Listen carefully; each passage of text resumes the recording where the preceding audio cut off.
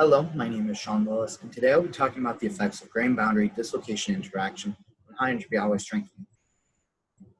So for this study, we defined a high entropy alloy of consisting of 4 or more elements with high proportion to each other. Now, particularly, we used the high entropy alloy of iron, nickel, chromium, cobalt, and copper, where it has numerous applications, including some in nuclear. However, we are primarily focused on trying to answer the question, what are the effects of grain boundary dislocation interactions on the strength of the material? To do this, we study multiple parameters. First parameter we studied was the material, using nickel as a control. We studied how the high entropy alloy compares to that.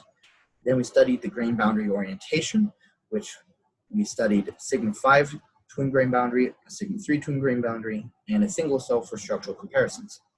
And then we studied the atomic distributions. Methodology included dislocation nucleation by nanoindentation, with structures being created in atomesque, simulations being run in lamps, with the forces along the indenter direction being recorded, and the atomic positions also being recorded. These atomic positions could be visualized in Oviedo, which then can do dislocation analysis and polyhedral template matching. These pictures below is the same single cell over 3 different time steps, with the circle being a visual representation of the indenter, where the indenter was just a mathematical model and could not be visualized in Oviedo. The results. This is organized based upon same structure but different material. So we can see overall in all 3, high entropy alloy was stronger in all 3 structures. Each drop that we see in the charts is indicative of a dislocation forming or a dislocation crossing the grain boundary. And to tell between the two, you have to look at the atomic positions in Oviedo. But if a drop in stress is associated with a grain boundary being crossed, then that can tell us the strength of the grain boundary. Now, another thing to note is that where we indicated the grain boundary being crossed, in reality, the dislocation met the grain boundary around here and increased in stress until it can break through the grain boundary, and that's why we see a sudden drop. This is the same data, but now organized by keeping the material constant but changing the structure. And what we see is in nickel, the yield strength is about the same regardless of structure, whereas in a high entropy alloy, the presence of a grain boundary may create a larger yield strength compared to the single cell, which indicates that distribution might have something to do with it, considering the nickel was all uniform, whereas high entropy alloy, it varies from atom to atom. So to confirm this, we studied the distribution. So this is organized by, this is the same structure, but different distributions of the high entropy alloy. And in particular, we noticed that in the sigma 5, the yield strength varies quite a bit compared to different distributions. And yield strength, there is some variation, not as varied compared to the sigma 5. So to study, though, more of the effects of the grain boundary being crossed, we then created larger indent models to then visualize it better, because it'd be an exaggerated model, or the larger indenter overwhelms the cell and creates many dislocations. And these are the results of that. So this is large indent nickel.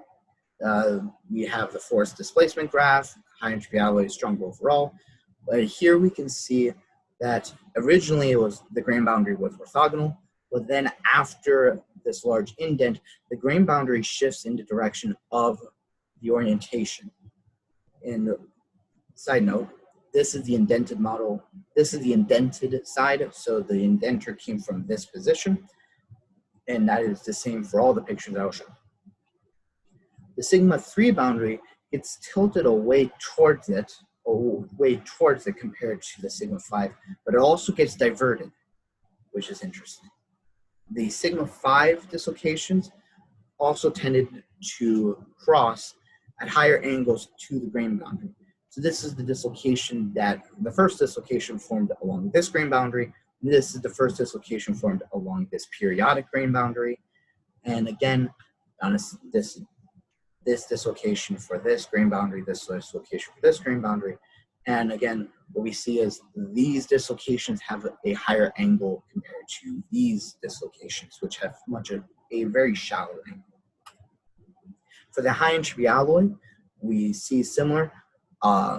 Grain boundaries get diverted into orientation, additionally can get diverted, similar to here. Grain boundary took longer though to actually, sigma 5 dislocations took longer to cross the grain boundary, which indicates that the sigma 5 is stronger for it. It took longer to cross. And that also could be the reason why we didn't see as many sigma 5 crossings compared to other tests.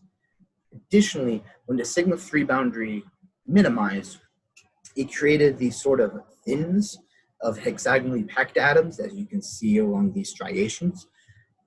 Dislocations seem to have an easier time crossing there. They found an easier time crossing.